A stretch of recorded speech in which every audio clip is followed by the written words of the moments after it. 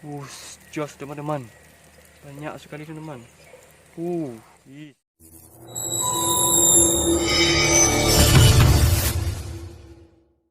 Assalamualaikum warahmatullahi wabarakatuh. Selamat pagi teman-teman. Pagi ini saya mau lihat bubu teman-teman. Bubu payung. Jadi kemarin saya coba pasang bubu payung di depan sana teman, di depan masjid. Semoga saja bubunya ada isinya teman-teman.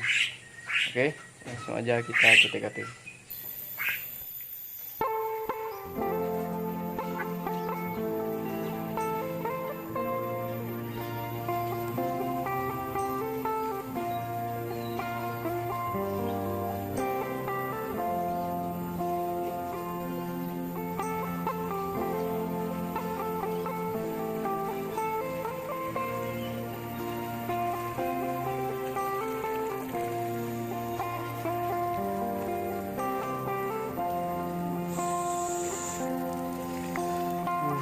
Jos teman-teman, banyak sekali teman-teman.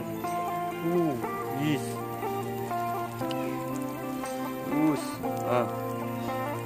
Penuh teman, banyak sekali. Wis. Sudah juga udang. Ikan apa ini teman-teman? Ikan kecil-kecil nih. Wis, banyak sekali teman. Oke, jos mantap.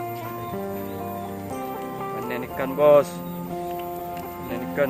Panen ikan ya, oke, mantap.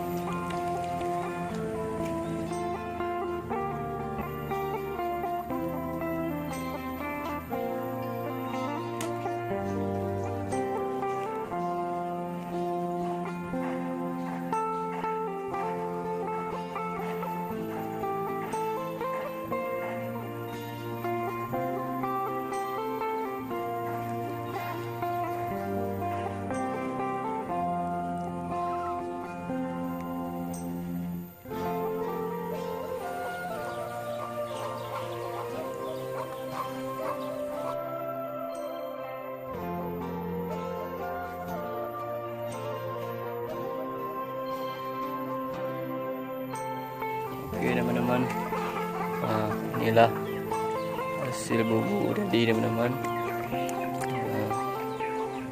Ikan apa ini teman-teman? Ikan kecil-kecil nih, ikan apa namanya ini? Kalau di sini engkut bilih, ya, menyokun kamu orang Aceh bilih teman-teman. Nah bilih nah udang dah. Oke, udang dah juga nih. Oke teman-teman, cukup sampai di sini saja video saya hari ini. Tunggu aja video saya selanjutnya. Assalamualaikum warahmatullahi wabarakatuh.